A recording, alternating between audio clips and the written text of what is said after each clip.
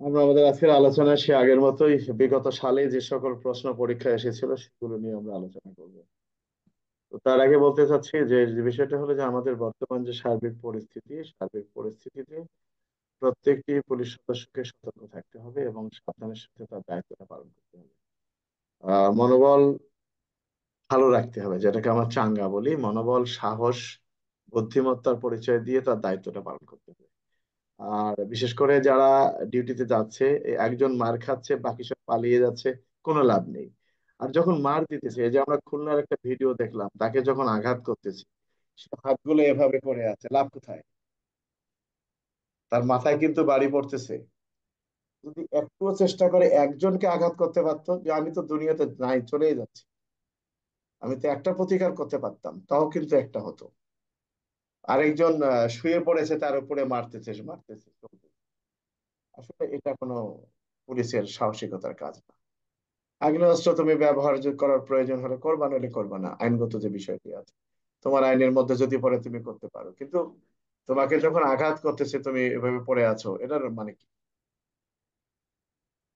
তো এখানে তো দেখা যাবে যে তোমার একটা কাপুরুষতা বা তোমার ব্যর্থতার পরিচয়। তুমি মারা গিয়ে দেশ স্বাধীন হয়ে কোনো লাভ নেই।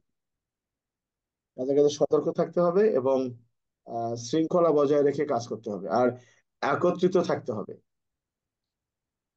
যখন এরকম সমস্যা দেখা দেয়, মানে দলচ্যুত হওয়া যাবে না। আমরা দাবর দিলে চলে যাই, এমনও ঘটনা ঘটেছে আমাদের এখানে, যেটা আমরা দেখেছি যে গুলি করেছে পুলিশ সদস্য, আর এক পুলিশ সদস্যের গায়ে গিয়ে লেগেছে। পিছন থেকে গুলি করেছে, সামনে আল্লাহর গায়ে গিয়ে লেগেছে। এটাও কিন্তু এরকম হয়েছে। তো এগুলো যেন না হয় আমাদের সাবধান থাকতে হবে। আর আমরা যা ইচ্ছে তাই গুলি করবো না। গুলি করার প্রয়োজন যদি দেখা যায় তখন তো করতে হবে, সবাই পারে, সবার যে অধিকার আছে। আমাদের অনেক লোকই জানে যে পুলিশ আগ্নেয়াস্ত্র ব্যবহার করতে পারেন না। যেমন আজকে একজনের সাথে কথা হলো, ধরো তর্কাতর্কি শুরু হয়ে গেল, সে বললো যে না, পুলিশ কখনোই আইনে গুলি করতে পারেন না, পুলিশকে আইনে গুলি করার ক্ষমতা দেওয়া হয় নাই। সেনাবাহিনী গুলি করতে পারে, পুলিশ গুলি করতে পারে। এই যে বক্তব্যগুলো, এখানে কি হয়? আইন সম্পর্কে তাদের ধারণা নাই, পুলিশ যে পারে কি পারে না। তো আমাদের উচ্চপদস্থ একজন দেশের একজন মন্ত্রী মহোদয় যদি এ কথা বলেন যে পুলিশকে গুলি করার অনুমতি দেওয়া হয় নাই, এটা ওনার হয়তো উনি জানেন না বিষয়টা। এটা আইনে কাউকে অনুমতি দেওয়া লাগে না, কারণ পুলিশ কখন আগ্নেয়াস্ত্র ব্যবহার করতে পারবে? একজন রাস্তার ঝাড়ুদার থেকে শুরু করে কেবল রাষ্ট্রপ্রধান পর্যন্ত সবারই দেহ রক্ষার অধিকার প্রয়োগের ক্ষমতা আছে। আর দেহ রক্ষার প্রয়োজনে, সম্পত্তি রক্ষার প্রয়োজনে একজন ব্যক্তি আর একজন ব্যক্তির মৃত্যু ঘটালেও আইনে তা অপরাধ হিসেবে গণ্য হবে না। এখন পুলিশ কি, যখন পুলিশকে আক্রমণ করবে দেহ রক্ষার প্রয়োজন বা সম্পত্তি রক্ষার প্রয়োজন, তখন পুলিশ রাইফেলটা থুয়ে হাত দিয়ে ওর ইট দিয়ে মারতে যাবে? অ্যাজ এ পিআরবি তো বলেই দেওয়া আছে পুলিশ কোন কোন ক্ষেত্রে আগ্নেয়াস্ত্র ব্যবহার করতে পারেন। তো আগ্নেয়াস্ত্র ব্যবহার করার ক্ষেত্রে পুলিশ নীতিমালা অনুসরণ করবেন, কখন আগ্নেয়াস্ত্র ব্যবহার করার প্রয়োজনটা দেখা দেয়। এবং আগ্নেয়াস্ত্র ব্যবহারের পূর্বে তাদেরকে সতর্ক করতে হবে যে আগ্নেয়াস্ত্র, আপনারা যদি ছত্রভঙ্গ না হন আমরা আগ্নেয়াস্ত্র ব্যবহার করব। এবং আগ্নেয়াস্ত্র ব্যবহারের সময় নির্দেশনা দিতে হবে কিভাবে আগ্নেয়াস্ত্রটা ব্যবহার করতে হবে, আগ্নেয়াস্ত্র ব্যবহার করাকালীন সময় কি করতে হবে। এইগুলো নিয়ম কানুন আছে। তো এইগুলো নিয়ম কানুন না করে যদি সরাসরি ভাবে কেউ বলে, সেখানে অনেকের হয়তো মনোবলটা ভেঙে যায়। আমরা মনোবল ভাঙবো না। আমরা মনোবল ভাঙবো না। আমরা আমাদের বুদ্ধিমত্তার পরিচয় দেব, দক্ষতার পরিচয় দেব, এবং আমরা ধৈর্যশীলের পরিচয় দেব। দেখে শুনে বুঝে আমরা আমাদের দায়িত্বটা পালন করব। যাই হোক, আমরা গল্পে চলে আসি। আমরা যে আলোচনাটা করতেছি বিগত সালের প্রশ্ন, আমরা এখন যেটা আলোচনা করব সড়ক পরিবহন আইন 2018। এই সড়ক পরিবহন আইন 2018 অনুযায়ী একটা মোটরযানের কত ধরনের সার্টিফিকেট থাকার আবশ্যকতা রয়েছে আলোচনা করে। একটা মোটরযানে কয় ধরনের সার্টিফিকেট থাকবে, অর্থাৎ একটা মোটরযানে কোন কোন সার্টিফিকেট গুলো থাকা আবশ্যক, কে বলতে পারবা এটা? নাজবুল। স্যার ফিট, তারপরে রোড পারমিট, তারপরে রেজিস্ট্রেশন, তারপরে না, এগুলো ধারা ইসে বলতে হবে, তো ধারা ছাড়া কাজ হবে না, আমাদের ধারা বলতে হবে। অর্থাৎ এটা ধারা, কারণ ধারার প্রশ্ন, যেহেতু এখানে বলা আছে যে ফিটনেস, তার ফিটনেস থাকতে হবে, ফিটনেসের একটা ধারা আছে। তারপর রুট পারমিটের একটা ধারা আছে, ট্যাক্স টোকেনের একটা ধারা আছে। হ্যাঁ। তো এইগুলো আবার অনেক ক্ষেত্রে দেখা যায় বিমা, তো বিমাটা আপাতত নাই, বিমাটা মনে হয় চালু হয়ে গেছে, চালু হয়নি এখনো। তো এখানে যে কথাটি বলা আছে যে একটা মোটরযানের কয় ধরনের সার্টিফিকেট থাকার আবশ্যকতা রয়েছে। এখন এই প্রশ্ন তো এক এক জায়গায় এক এক ভাবে লেখা আছে, তাহলে আমরা কি করব? আমরা চলে যাব এই সড়ক পরিবহন আইনের 2 ধারা যেখানে সংজ্ঞা দেয়া আছে সেখানে। সেখানেই বলা আছে যে একটা যানবাহনে রুট পার, অর্থাৎ আমরা লিখবো যে একটা যানবাহনে যে সকল দলিল বা কাগজপত্র থাকা আবশ্যক তা নিম্নরূপ। এই ধারা অনুযায়ী রুট পারমিট, এই ধারা অনুযায়ী ফিটনেস, এই ধারা অনুযায়ী ট্যাক্স টোকেন, এই ধারা অনুযায়ী বীমা। এটাই তো নাকি? এছাড়া তো আর জি কিছু স্যার। নাই। তো আর কি আছে? Tax token, fitness, route permit, আর স্যার সড়ক পরিবহন আইনে 2026 ধারা স্যার। না, যে ধারা হবে আমরা প্রত্যেকটার আলাদা আলাদা দেবো। এর শাস্তির ধারা কিন্তু না, অপরাধের ধারাও না। অর্থাৎ রুট পারমিট কাকে বলে এই ধারাটাই আমরা এখানে প্রয়োগ করব। আমার কথা বুঝতে পারছো সবাই? জি স্যার, 2028 দ্বারা স্যার।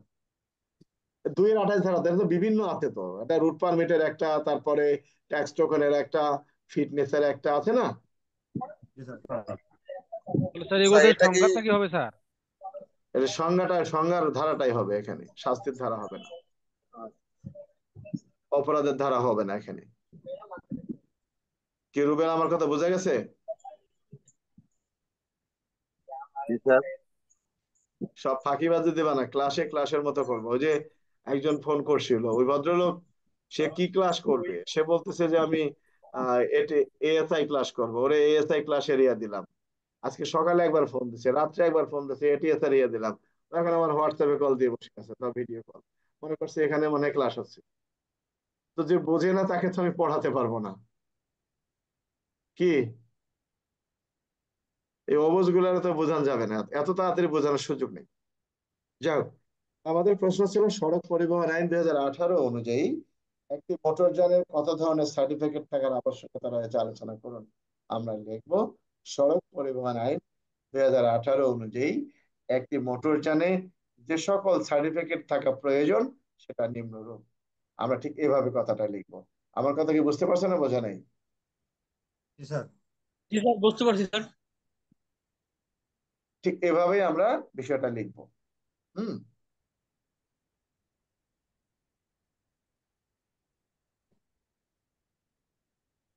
ড্রাইভিং লাইসেন্স ব্যতীত মোটরযান ও গণপরিবহন চালনার বিধিনিষেধ উল্লেখপূর্বক দণ্ডের বিধান আলোচনা করি। এখানে শাস্তির কথা বলা আছে। প্রথমে বলা আছে ড্রাইভিং লাইসেন্স ব্যতীত মোটরযান এবং গণপরিবহন চালনার বিধিনিষেধ উল্লেখপূর্বক দণ্ডের বিধান আলোচনা করি। তাহলে কোথায় বলা আছে যে একজন ব্যক্তি ড্রাইভিং লাইসেন্স ব্যতীত কোনো মোটরযান চালনা করতে পারবে না? কোথায় বলা আছে? স্যার এর আগে স্যার। 4 ধারায়। 4 ধারা স্যার। সড়ক পরিবহনের 4 ধারায় বলছে ড্রাইভিং লাইসেন্স ব্যতীত কোনো ব্যক্তি মোটরযান চালনা করতে পারবেন না। তো যদি কোনো ব্যক্তি ড্রাইভিং লাইসেন্স ব্যতীত মোটরযান চালনা করেন, সেক্ষেত্রে তার কি শাস্তির বিধান আছে? কোন ধারায়? তার সরকার সড়ক পরিবহনের 66 ধারা। কোন আইনের 63 ধারায়। তাহলে আমরা প্রথম কি লিখবো? প্রথমে লিখবো সড়ক পরিবহন আইনের 4 ধারায় উল্লেখ করা আছে কোন ব্যক্তি ড্রাইভিং লাইসেন্স ব্যতীত যানবাহন চালনা করিতে পারিবেন না। যদি কোনো ব্যক্তি ড্রাইভিং লাইসেন্স ব্যতীত কোনো যানবাহন চালনা করেন, সেক্ষেত্রে তার বিরুদ্ধে সড়ক পরিবহন আইন 2018 এর 66 ধারা অনুযায়ী কি দণ্ডের কথা বলা আছে এখানে? কত টাকা জরিমানা? 25,000 টাকা স্যার। হ্যাঁ, 25,000 টাকা স্যার। 25,000 টাকা কি সঠিক? মোবারক। সঠিক স্যার। সঠিক স্যার। সর্বনিম্ন 5,000 টাকা, সর্বোচ্চ 25,000 টাকা স্যার। এখানে কথাটা লিখতে হবে 25,000 টাকা স্যার। 5 থেকে 25,000 পর্যন্ত নাকি? Negative sir. আইন 25,000 টাকা উল্লেখ করা যাবে স্যার। সরাসরি 25,000 টাকা না? আমার জাফর ইকবাল কি বললো? সর্বনিম্ন 5,000, সর্বোচ্চ 25,000 টাকা স্যার। পাঁচটা বলা যাবে না ওটা। আমরা 25,000 চলে আসি। স্যার 25,000 দরকার টাকা নাই। করা আছে, কিন্তু এক এক জায়গায় এক এক ভাবে সেটা স্যার জরিমানা আরোপ করে আর কি, কিন্তু আসলে এখানে আইনের আমাদের ভাষায় দেখতে হবে 25,000। 66 ধারায় উল্লেখ করা আছে, এখানে বলা আছে শাস্তির কথা। অনধিক 6 মাস পর্যন্ত কারাদণ্ড, অনধিক 25,000 টাকা পর্যন্ত অর্থদণ্ড বা উভয়দণ্ড। অর্থাৎ অনধিক 25,000 টাকার উপরে করা যাবে না, অনধিক। এবং অনধিক সাজা 6 মাস, তার মানে এই নয় 25,000। অনধিক অর্থাৎ 25,000-এর ঊর্ধ্বে হইবে না। বিষয়টাকে বুঝতে পারছেন না, বোঝা নাই? বুঝতে পারছি স্যার।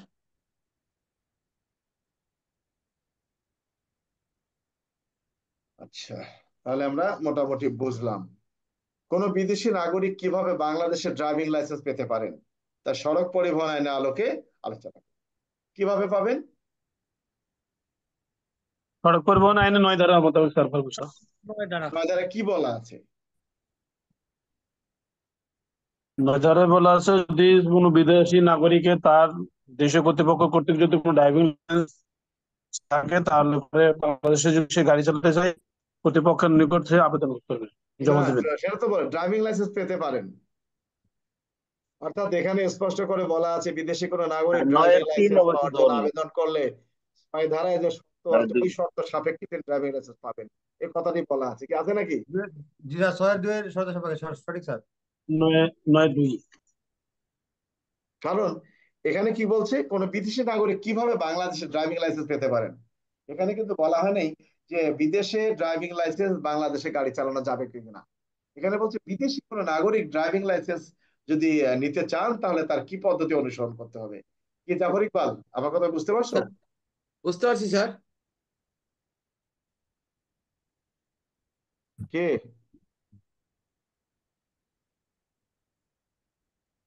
স্যার, হ্যাঁ, স্যার যদি বিদেশি নাগরিক রেজিস্ট্রেশন করতে চায় সেক্ষেত্রে স্যার? রেজিস্ট্রেশনের বিষয়টা তো এখানে আসে নাই, রেজিস্ট্রেশন তো হবে না, সেটা হলো পোর্টের থেকে তার গাড়ি নিয়ে আসলে সেগুলো ওখানে এন্ট্রি, পোর্ট অফ এন্ট্রি করতে হবে, ওখানেই রেজিস্ট্রেশন হবে পোর্টেই। 29 ধারা বলা আছে স্যার। আমরা ওইটা না যাই, এই যে ফালতু আলাপ না করে যেটা জিজ্ঞাসা করছি এটা উত্তর দেবে, হ্যাঁ? জি স্যার, জি স্যার। এরপরে যখন বলা হবে যে কারো কিছু বলার আছে কিনা তখন এটা বলবা। একটা মধ্যে একটা ঢুকে দিতে। তাহলে আমরা প্রথমটা বুঝলাম যে একটা যানবাহনে কয় ধরনের সনদ থাকে বা সার্টিফিকেট থাকে বা দলিলপত্র থাকে বা কাগজপত্র থাকে।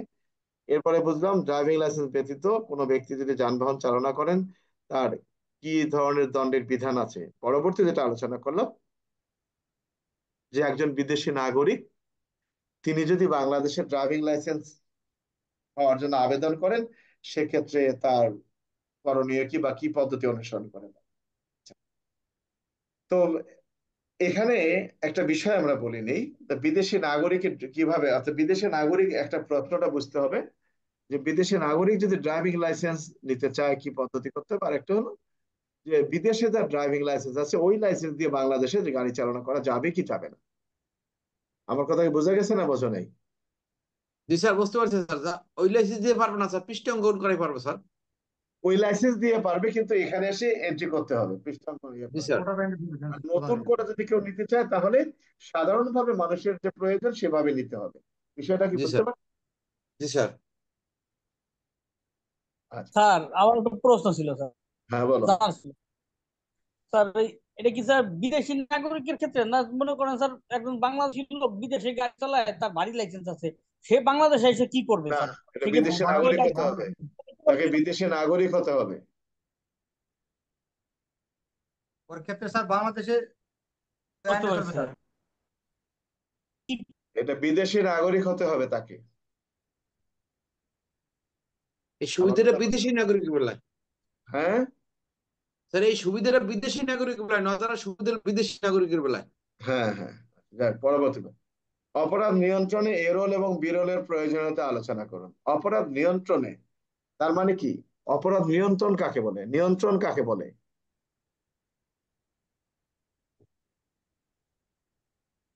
অপরাধ নিয়ন্ত্রণ কাকে বলে? কি জান্নাতুল, তোমারও ক্যামেরা বন্ধ, রাজলক্ষ্মী বন্ধ, সবগুলা ক্যামেরা বন্ধ। কি আমার কথা শুনতে পাচ্ছ তোমরা? কি রাজবুল? জি স্যার, শুনতে পাচ্ছি স্যার। পাওয়া যায় স্যার। অপরাধ নিয়ন্ত্রণ মানে কি? নিয়ন্ত্রণ কাকে বলে? যাতে অপরাধ সংগঠিত না হইতে পারে সংগঠিত না স্যার। হয় স্যার, এই লক্ষ্যে না স্যার। না না, নিয়ন্ত্রণে ওটা না বাড়ে যেন, ওটা না বৃদ্ধি পায়। যতটুকু হয়েছে তার চাইতে যেন বেশি আর না হয়। এটা নিয়ন্ত্রণ করতে বলছে, এটা নিবারণ করতে বলে নাই। তো এখন এখানে যে কথাটা আছে এখানে এরোল ও বিরল, এখানে আমরা লিখবো যে সেই আগের মতোই পিআরবি 343 এবং 344-এর ক। তো এখানে যে বক্তব্যটা বলা 343 এবং 344-এর কথা, এখানে যে বলা আছে এরল এবং বিরল, অর্থাৎ এরল এরল কখন ইস্যু করা হয়? কে মোবারক? নিজ স্যার হ্যাঁ, এরল কখন ইস্যু করা হয় কি? তোমরা কি আমার কথা শুনতে পাচ্ছ না? হ্যাঁ, শোনা যায় স্যার। স্যার না, আমার তো মনে হচ্ছে তোমাদের কোনো সমস্যা হচ্ছে। এরল কি কখন ইস্যু হয়, এটা কি তোমরা বুঝতে পারছো? জি স্যার, বুঝতে পারছি স্যার। কখন ইস্যু হয়? তিনশো যখন 344 দ্বারা উল্লেখ করা, 343 দ্বারা উল্লেখ করা আছে, স্যার। এরুল ইস্যু করা হয় স্যার থানা ভারপ্রাপ্ত কর্মকর্তা যখন মনে করেন যে তার থানা এলাকার কোনো দাগি সন্দেহ ব্যক্তি তার থানা এলাকায় বসবাস করছে, কিন্তু এখন আর করেন না স্যার, অন্য থানায় আছে। মানে থানার অফিসার ইনচার্জ যখন মনে করেন তার থানার একজন দাগী ব্যক্তি তার থানা এলাকায় নাই, সে কোথায় গেছে কেউ হইতে পারে না, ও অমুক থানা এলাকায় গেছে, এই তো, এটা নাকি? জি আচ্ছা, সঠিক স্যার। আর বিরল হলো বিরল হলো স্যার অন্য থানা এলাকাকে যদি নিজ থানা এলাকা আসে, ভারপ্রাপ্ত অন্য থানা কর্মকর্তা যখন এলাকাতে। জানতে পারলেন তার থানা এলাকায় একটা লোক বসবাস করতেছে, তার সন্দেহ হচ্ছে এই লোকটার তথ্য জানা প্রয়োজন, এই তো নাকি? জি স্যার, জি জি স্যার। স্যার। স্যার এখন এটা অপরাধ নিয়ন্ত্রণ বা দমনে সহায়ক ভূমিকা পালন করে। তার মানে হলো যে এই তথ্যটা যদি আমরা সংশ্লিষ্ট থানাকে পাঠাই, তাহলে থানার অফিসার ইনচার্জ যদি তার সম্পর্কে খোঁজ খবর নিয়ে তার প্রতি নজর রাখে, তাহলে সেই ব্যক্তির দ্বারা কোনো অপরাধ সংগঠিত হওয়ার সুযোগ নাই, বা এক্ষেত্রে অপরাধ নিয়ন্ত্রণ করা সম্ভব। আর যে আমার এখানে আসছে তার সম্পর্কে তথ্য নিয়ে আমি যদি তার প্রতি নজর রাখি, তার দ্বারা অপরাধ করার কোনো সুযোগ নাই, বা এরকম ক্ষেত্রে অপরাধ নিয়ন্ত্রণ করা যাবে। আমার কথা কি বুঝতে পারছো না বোঝো নাই? জি স্যার, বুঝতে পারছি স্যার। এই সোহেলের কি হয়েছে? সোহেল, সোহেলের কি সমস্যা? হ্যাঁ, মাঝে মাঝে এই তোমার ইন্টারনেট, তুমি কথা বলো মিয়া, তোমার তো দেখাও যায় না শোনাও যায় না। ওরা স্যার হ্যাং হয়ে যায়, আমি ঢুকছি অনেক কষ্ট করে, হ্যাং হয়ে যায় ইন্টারনেট। যাক, সমন কি? সাক্ষীর প্রতি ইস্যুকৃত সমন সঠিকভাবে জারির গুরুত্ব আলোচনা করো।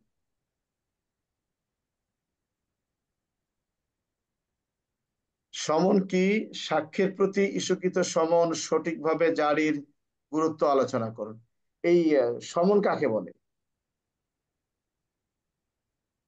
68 ধারা, সিআরপি 68 ধারা স্যার। আচ্ছা, 68 ধারা অনুযায়ী সমন বলতে বোঝায় কি? বোঝায় বলো। সিআরপি 68 ধারা উল্লেখ করা আছে স্যার, সমন বলতে বোঝায় কোনো মামলার বাদী বা সাক্ষীকে নির্দিষ্ট দিনে নির্দিষ্ট তারিখে নির্দিষ্ট সময়ে আদালতে হাজির হওয়ার নিমিত্তে আদালত আহ, যে আহ, পরোয়ানা যে আদেশ প্রেরণ করে ওটাই সমন স্যার। সমন কাকে বলে? কে বলতে পারবা?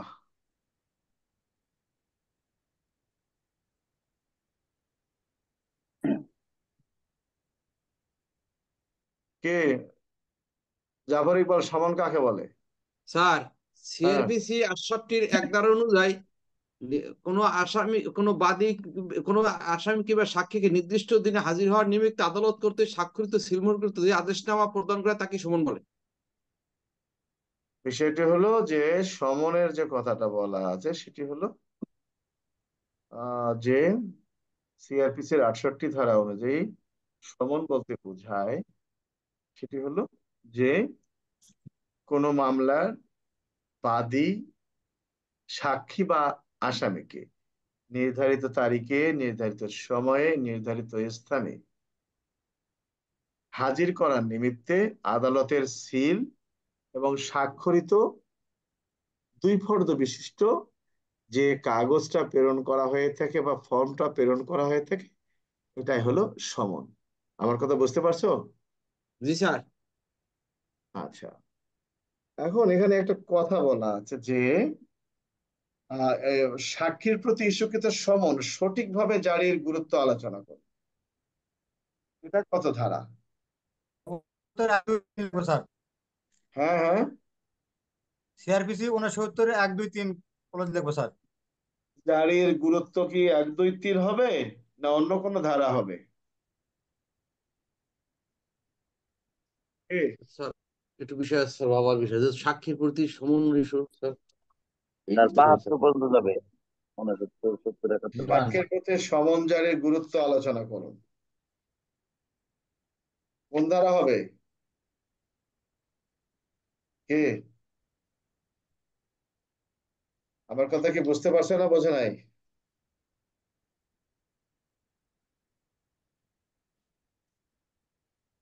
চুয়াত্তর ধারা দেখো তো। যখন কোন আদালত দ্বারা প্রদত্ত সমন উক্ত আদালতের এখতিয়ারাধীন সীমার ভিতর জারি করা হয়, অপরাপর ক্ষেত্রে সমন জারিকারী কর্মকর্তা মোকদ্দমার শুনানিকালে উপস্থিত না থাকেন, তখন উক্ত সমন জারি করা হয়েছে বলে ম্যাজিস্ট্রেটের কাছে কৃত বলে এফিডেভিট বা সমনের একটি কপি, যাহা 69 থেকে 70 ধারায় উল্লেখিত পদ্ধতিতে সমন্বিত ব্যক্তির কাছে উহা করা হয়েছিল, দেওয়া প্রস্তাব করা হয়েছিল, উহা দেখা হয়েছিল, তাহার দ্বারা স্বাক্ষরিত বা সমন সাক্ষ্য হিসেবে গ্রহণযোগ্য এবং এই বিবৃতি বিপরীত প্রমাণিত না হওয়া পর্যন্ত নির্ভুলভাবে গণ্য হবে। আমার কথা কি বুঝতে পারছো না, বোঝো নাই? প্রশ্নটার সাথে তোমার 74 ধারা, তুমি আন্দাজে কোন ধারা যাচ্ছ? প্রশ্ন হলো, সমন, সাক্ষীর প্রতি সমন সঠিকভাবে জারির গুরুত্ব আলোচনা করো। এটা কি সমন জারির পদ্ধতি আলোচনার কথা বলা হয়েছে? কি আমার কথা শোনা যায় না? শোনা যায় স্যার? তোমাদের এক একজনের চেহারা এক এক রকম দেখতেছি, কারো ঘাত তেরা, কারো ঠ্যাং ভাঙা, ঘটনা কি?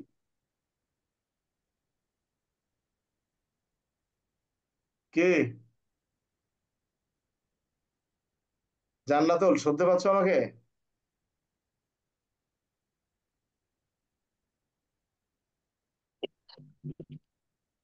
জি স্যার শুনতেছি। প্রশ্নটা হলো, সাক্ষীর প্রতি ইস্যুকৃত সমন সঠিকভাবে জারির গুরুত্ব আলোচনা করুন। তার মানে সিআরপিসি 74 ধারায় বলা হয়েছে যে এই পদ্ধতি অনুসরণ করে যদি কোনো ব্যক্তির উপর সমন জারি করা হয়েছে মর্মে আদালতকে অবহিত করা হয়, তাহলে ধরিয়া নেওয়া হইবে যে ইহা সঠিকভাবে জারি করা হয়েছে। এটা কত ধারা? তাহলে তো স্যার সিআরপিসি 74 দাঁড়াবে স্যার। তাহলে এটা দেখো না কেন? এই সমঝানি প্রমাণ বলে গণ্য হবে স্যার। কে মোবারক, তোমার কথা তো শুনি না আমরা। স্যার পরে শোনা যায় স্যার, তো সাথে সাথে শোনা যায় না স্যার, আটকে যায় স্যার, সবাই খালি টাকা রয়েছে এমন বলে। আমার ছবিও কি কাঁপতেছে এরকম? না স্যার, আপনারটা ক্লিয়ার দেওয়া যায় স্যার। আচ্ছা, ওয়ারেন্ট কি? ওয়ারেন্টের প্রকারভেদ আলোচনা করুন। ওয়ারেন্ট কি? আমি তো ওয়ারেন্টের সবাই প্রকারভেদ হাতে রয়েছে। আলোচনা করুন। ওয়ারেন্ট কাকে বলে? ওয়ারেন্ট কাকে বলে? কে? নাজবুল, স্যার শোনা যাচ্ছে? স্যার ওয়ারেন্ট কাকে বলে?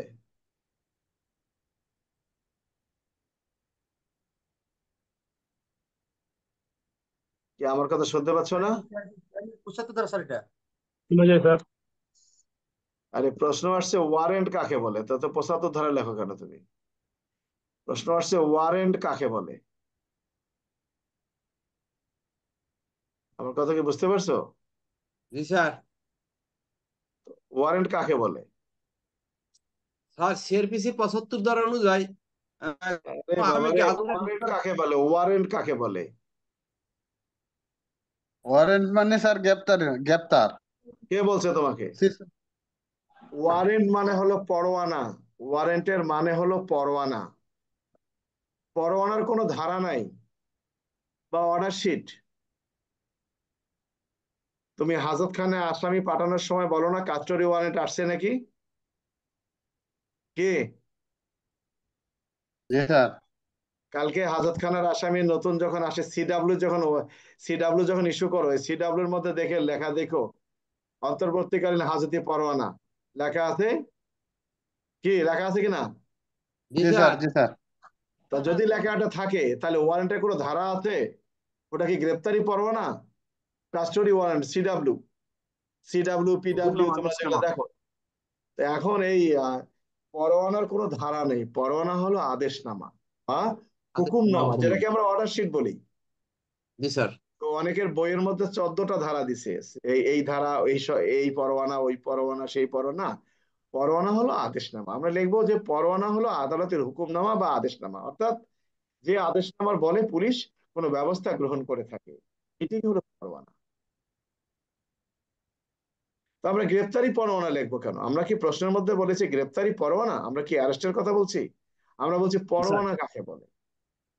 কি রাজলক্ষ্মী, বোঝা গেছে আমার কথা? জি স্যার। আচ্ছা, তাহলে এই পরোয়ানার বিষয়টা আমরা বুঝলাম। পরোয়ানা হলো আদেশনামা বা হুকুম। এরপরে প্রশ্ন হলো যে ওয়ারেন্টের প্রকারভেদ বর্ণনা করেন। এই পাপ ওয়ারেন্ট কি বা ওয়ারেন্টের প্রকারভেদ, ওয়ারেন্ট প্রকারভেদ কয় প্রকার?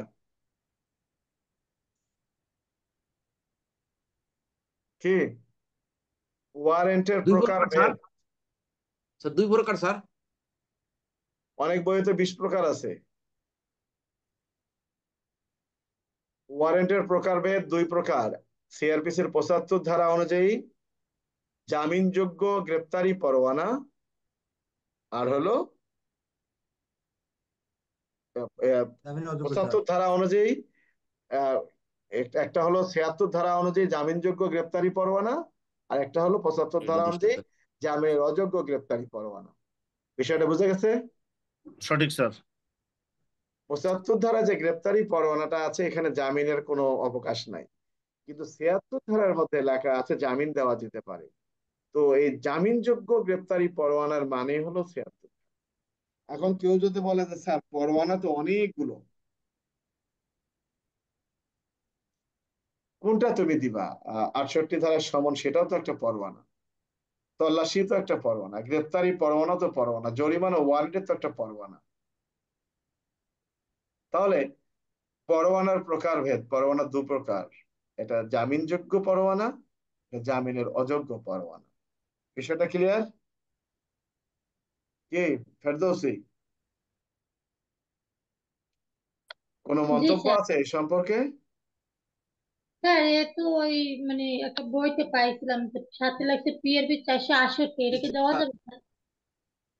শোনো, মূলত এই প্রশ্নের উত্তরগুলো হলো পিআরবির কিছু কিছু আছে, কিছু কিছু আছে সিআরপিসি। তো এখন আসলে 468 যদি তুমি দাও, সিআরপিসি লিখতে হবে। মূলত বক্তব্যটা সিআরপিসির হবে, বোঝা গেছে? জি স্যার।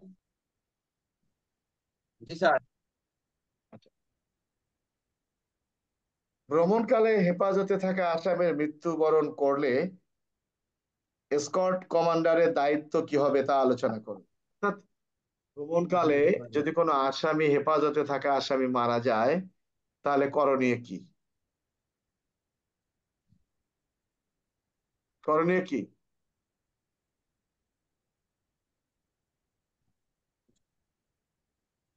কি করণীয় বলো? স্যার পিআরবি 703 স্যার উল্লেখ করা আছে। তাকে কি করবে? 68 হ্যাঁ, 3-5। উল্লেখ করা নিকটবর্তী থানায় অফিসার কি বলবো আমরা, ওদের উত্তরটা কি হবে? স্কট করাকালীন যদি কোনো আসামি মৃত্যুবরণ করে, তারপরে যে স্থানে মৃত্যুবরণ করবে তার নিকটবর্তী থানা ভারপ্রাপ্ত কর্মকর্তাকে অবগত করতে হইবে, অবহিত এবং করতে হবে, এবং লাশটা সেখানে চৌকিদারের নিকট এবং যে চৌকিদার আছে চৌকিদারের কাছে রাখতে মানে হবে। লাশটা রাখা ব্যবস্থা করতে হবে। এই তো রাখি। জি জি স্যার। স্যার। এরপরে বাকি আসামি নিয়ে তাকে গন্তব্যস্থলে রওনা করতে হবে, এই তো। জি স্যার। গুড। আমার কথা হলো যে শোনো, এই যে তোমরা বই বার করতেছো, বই বার করতেছো, বুঝতে পারছো? সব জায়গায় বই টই গুলো করবা না। হ্যাঁ,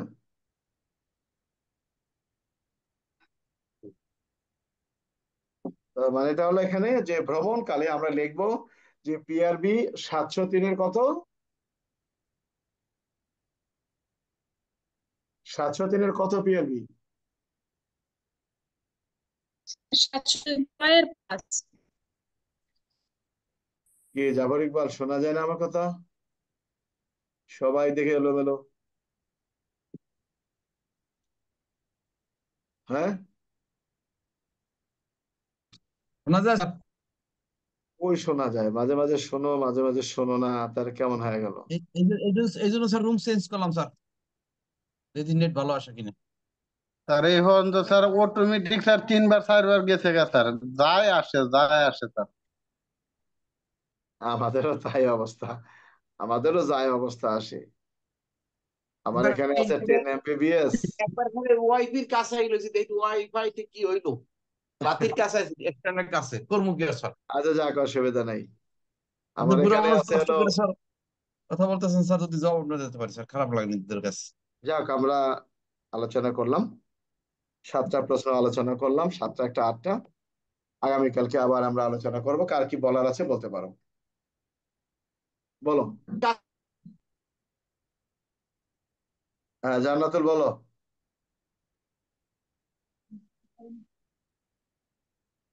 কে, নাজবুল কিছু বলবা? স্যার আমি বলবো স্যার একটু। হ্যাঁ, বলো। স্যার আমাদের পরীক্ষা একটা আসছে দেখলাম, কিট পরিদর্শন বলতে কি বোঝায় স্যার? এটা কোন প্রশ্ন স্যার? এটা তো কীট পরিদর্শন, এটা আসলে কীট পরিদর্শন হলো তোমার ক্লোথিং বই, ক্লোথিং হ্যান্ডবুক। এটা PLB তে আছে, শেষের দিকে আছে। কিট পরিদর্শন স্যার, কিট প্যারেড যেটাকে বলে, কিট প্যারেড। 979 স্যার পিআরবি, কত? 979 স্যার, 900 কত? 979। শোনো, এখানে উর্দি এবং পোশাক পরিচ্ছেদ সম্পর্কে তোমাদের এখানে আছে। কীট পরিদর্শন পরীক্ষা আমি দেখি এখানে 927 তাদের পোশাক। তুমি 900 কত কথা বললা? 979 স্যার। 979। আমাদের কি যে কিট প্যারেড হয় না, ওইটাই এখানে 77, 78, 79 কীট পরিদর্শন পদ্ধতি বলা আছে। সকল অনুষ্ঠানে এমন ভাবে করিতে হইবে ভোটগুলি সোজা হয়ে দাঁড়াইছে, পাগড়ি টাগড়ি হাবি যাবে, অনেক কিছু বলা আছে। শোনো, এই একটা জিনিস তোমাদেরকে বলি, এই জিনিসগুলো তোমাদের একটা ভুল আছে, বুঝতে পারছো? তুমি যদি তোমার কিট বইটা দেখো, এই কিট বইটার মধ্যে দেখবা ওখানে বিপি ফর্ম নম্বর লেখা আছে এবং PLB কত লেখা আছে, তখন তোমার জন্য আরো সুবিধা হবে। বিষয়টা কি বুঝতে পারছো? আমার কথা বোঝে নাই?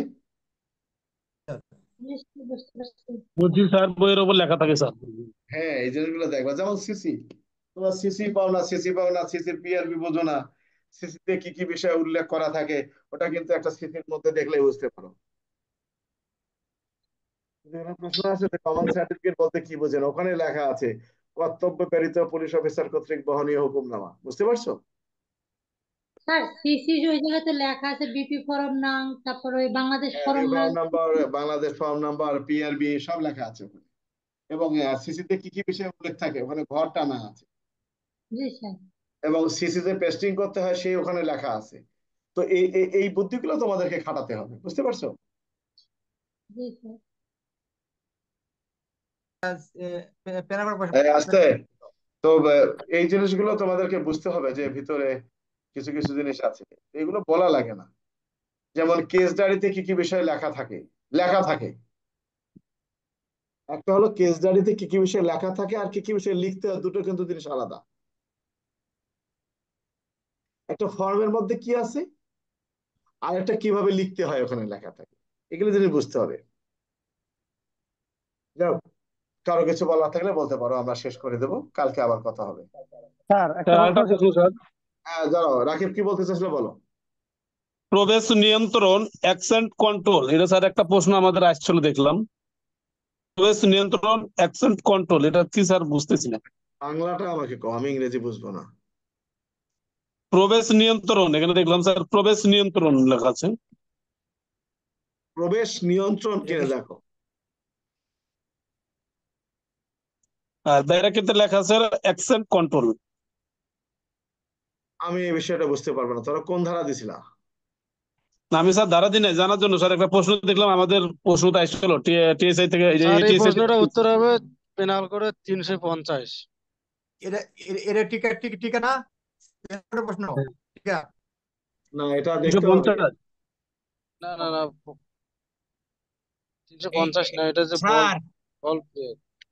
হ্যাঁ, স্যার ইকবাল। না না স্যার, 340 হবে স্যার। হ্যাঁ, হলো ফেসবুক কিছুদিন আগে প্রবেশ নিয়ন্ত্রণ স্যার, এটা অন্য কোন আইন জানি স্যার কিসের? এটা তোমার এখানে কোন সালে পরীক্ষায় আসছিল রাকিব? আমি দেখলাম স্যার, আমাদের কোন সালে জানি একটা আসছে স্যার, এটা প্রশ্নটা আসছে এক কোন সালে সালেও আসে নাই। প্রশ্ন আসছিল স্যার আমাদের। না, এটা এক সালেও আসে নাই। আমার কাছে বিগত 10-15 বছরের আছে। যাই হোক, এটা ইংরেজি শব্দটাকে হয়তো অন্য কোনো শব্দ থাকতে পারে। হ্যাঁ, 341 তো 40 স্যার। তোমার অনলাইন নিয়ন্ত্রণ, এটার কোনো একটা ভাষা হতে পারে। হ্যাঁ, একটা হলো অন্যায় আটক আর একটা হলো অন্যায় নিয়ন্ত্রণ। বুঝতে পারছো? এটা আমরা পরবর্তীতে আলোচনা করবো। অন্যগুলো বলো। 39 এটা 2020 সালে আসছিল স্যার প্রশ্নটা। 20 সালের বাদ দাও, আমরা দেখবো না। 20 সালে যদি এসে থাকে আমি দেখবো। ঠিক আছে। ইংরেজিতে দেখতে হবে এটা মানেটা কি। হ্যাঁ, আন্দাজি একটা বলো। প্রশ্ন ছিল স্যার। হ্যাঁ, বলো। স্যার, একটি সমাবেশ কখন এবং কি কারণে বেআইনি সমাবেশ পরিণত হয় স্যার, এই বিষয়টা বলতে 141 ধারা, স্যার, এটা 141 ধারা বুঝতে পেনাল পারছি। কোডের। স্যার, আর পরবর্তী পার্টটা হচ্ছে এর বেআইনি সমাবেশের প্রতিটি ব্যক্তির আইনগত দায় দায়িত্ব কি? ছত্রভঙ্গ এই হয়, ছত্রভঙ্গ হয়। বেআইনি সমাবেশের প্রতিটি ব্যক্তির আইনগত দায় দায়িত্ব 127 ধারা। আগে 7,000 স্যার। 27 লাস্টের ছত্রভঙ্গ কলম। অর্থাৎ বেআইনি সমাবেশে অবস্থানরত ব্যক্তিদের দায়িত্ব হবে ছত্রভঙ্গ হওয়া। জি স্যার। না, একটা ওই যে প্রশ্নটা পাইছি স্যার, আর একটা গাইড থেকেই প্রশ্নটা পাইছি, এটা আমাদের 2010 সালে আসছিল, কিন্তু অনেকগুলা ধারা দিছে স্যার, এই কারণে আর কি জিজ্ঞেস এরা করলাম। শোনো, এখন কথা বলি, আমি কাকে বুঝাবো? আমি আজকে শোনো কথা বলি। আমি ওই, তোমরা কথা বলো না। আমি আজকে রাজারবাগে গেলাম, কথাটা তোমাদের বলছি কিনা জানি না। রাজারবাগে যাওয়ার পরে ওই সার্বিক পরিস্থিতি নিয়ে কথাটা তো হলো, অনেকগুলো আইন তাদেরকে বোঝালাম, বই টই দেখালাম। তারা অনেক হ্যাপি, কিন্তু বই নেওয়ার সময় আমার বইটা নিল না। না নিয়ে আরেকজনের বই নিল, যাকে আমি পড়াইছি। একে এএসআই বই নিয়ে চলে গেল। তো আমার সে এএসআই ভালো লেগছে নিশ্চয়ই। তো বক্তব্যটা হলো এরকমই, যার যেটা পড়ার বিষয়।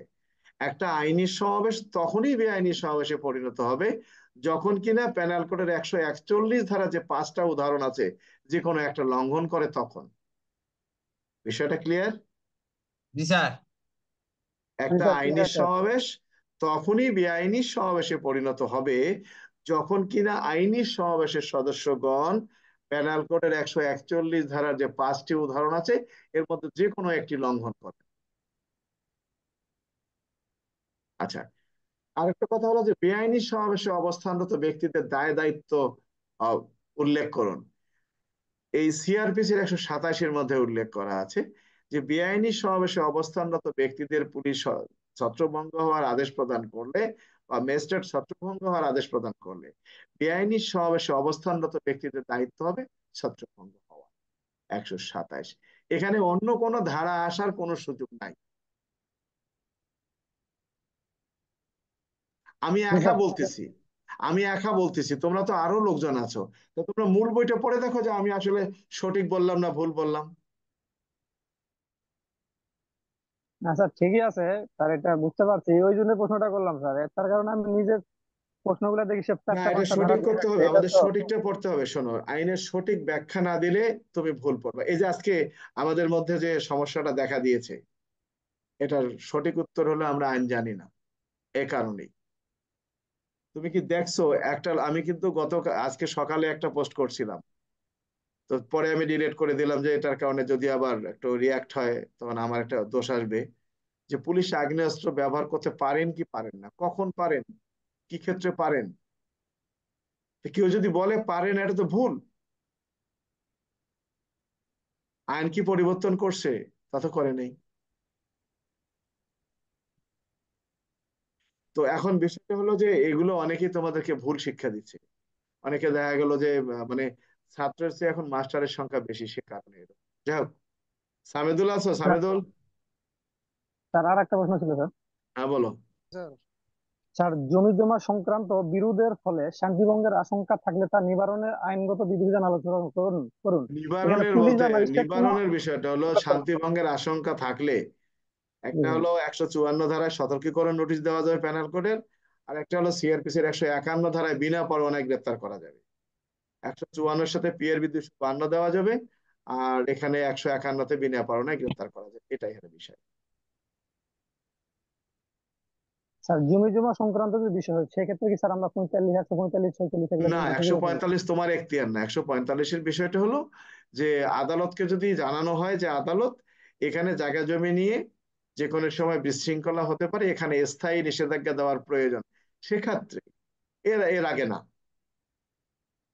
কিছু কিছু ক্ষমতা আছে যেটা পুলিশের, ম্যাজিস্ট্রেটের বিষয় আলাদা। 145 তো কোনো পুলিশের ক্ষমতা না, ম্যাজিস্ট্রেটের ক্ষমতা। না স্যার, না এখানে স্যার প্রশ্নের ভিতরে স্যার পুলিশ বা ম্যাজিস্ট্রেট কোনো কিছু উল্লেখ করে নাই, আইনগত বিধিবিধান আলোচনা করেন সেই ক্ষেত্রে।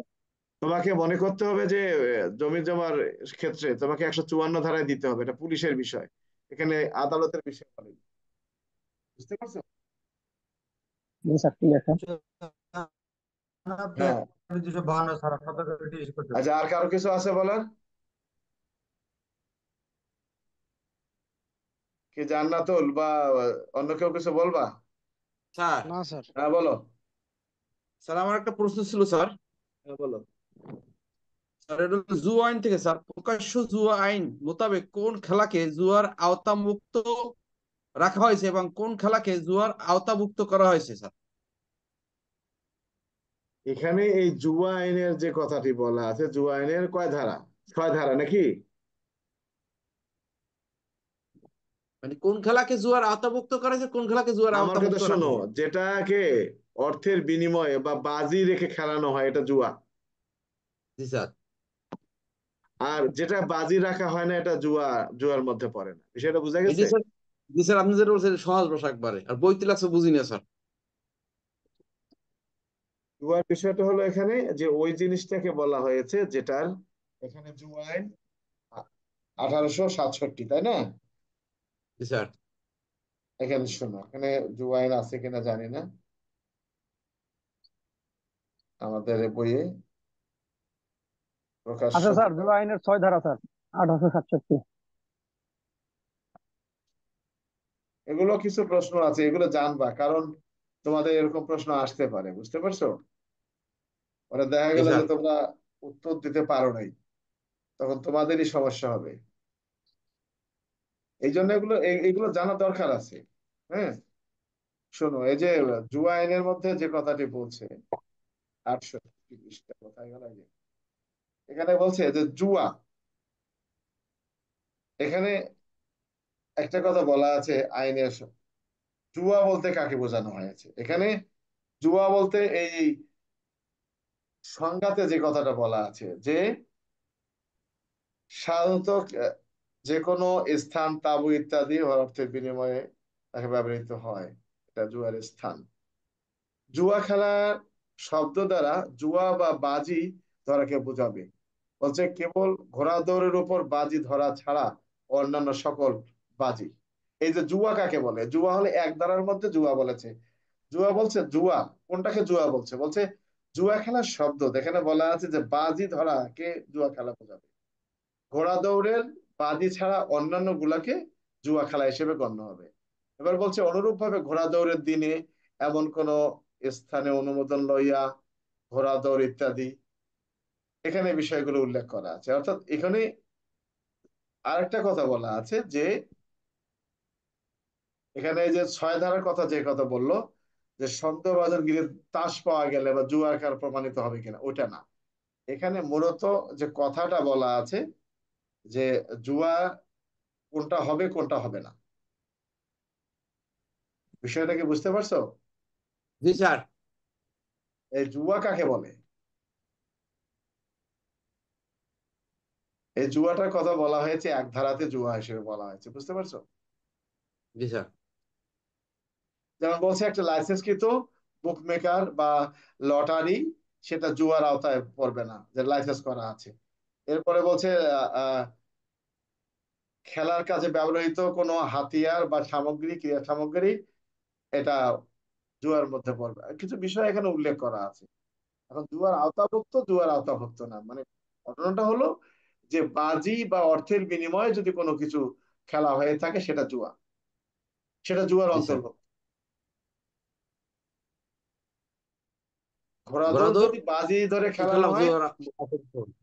হ্যাঁ। সেক্ষেত্রে জোয়ার অন্তর্ভুক্ত। স্যার বুট মেকারটা কি স্যার? মুসি? কিসের বুট মেকার? মুসি? বুট মেকার মুসি? বুট মেকার তো মুসি বলে, কোন জায়গায় শু সাইন বলে, শু মেকার বলে। বুট মেকার লিখছে স্যার, এই তো বিষয় স্যার, বুট আচ্ছা মেকার। থাক, তারপরে আর কিছু আছে? না স্যার, আর কিছু নেই স্যার। সাবেদুল, টাকা পয়সা দিছে নাকি সবাই? টাকা পয়সা 8 জন দিছে স্যার, এখনো 8 জন বাকি আছে। সবাই দিয়া দিও। কয় টাকা আর কি, আর কে জানি আমার এখানে পাঠাইছে একজন, জানি না। তোমাদের টাকা মানে একজন পাঠাইছে আমার কাছে। স্যার এটা তো যাক, এটা আমাকে দিয়া জানাই দিও নাই তা। স্যার। হ্যাঁ হ্যাঁ, স্যার আপনাকে যে টাকাটা পাঠাইছে আমাকে জানাই নাই তো এখনো, কিছু পাঠাইছে। রিয়াজ মনে হয় পাঠাইছে আমার কাছে। আচ্ছা স্যার। রিয়াজ পাঠাইছো না?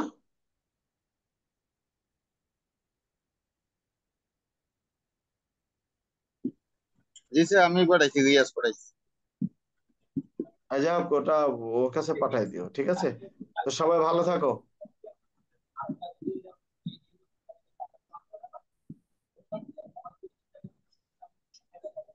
ঠিক আছে, কারোকে রাজলক্ষ্মী কিছু বলবা? রাজলক্ষ্মী বা জান্নাতুল? না ঠিক আছে, ভালো থাকো। ধন্যবাদ সবাইকে।